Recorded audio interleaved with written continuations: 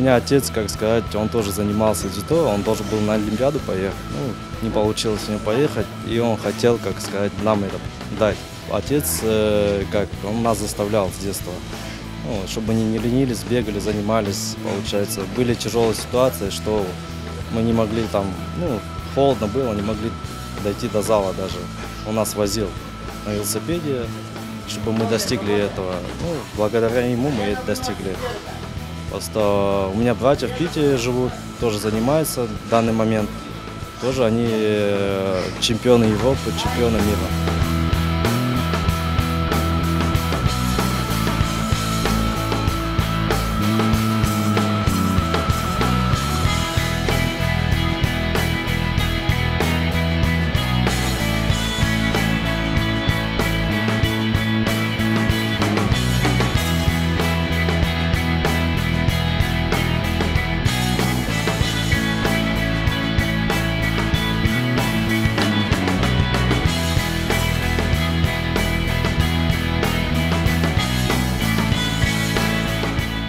После войны в ММА я увидел перспективу, и меня как затягивало в этот вид, что доказать я сильнее в этом виде.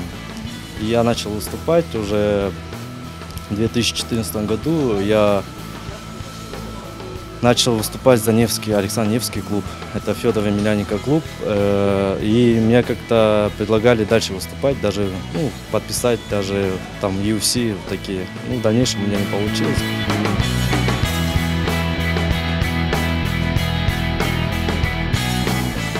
Перестал выступать по ММА, перешел к тренерской деятельности, начал отдавать свой опыт детям, так сказать, воспитывать их. Тоже, что я достиг, им хочу им дать. Сейчас воспитываю около 60 человек, тоже их вывожу на чемпионаты.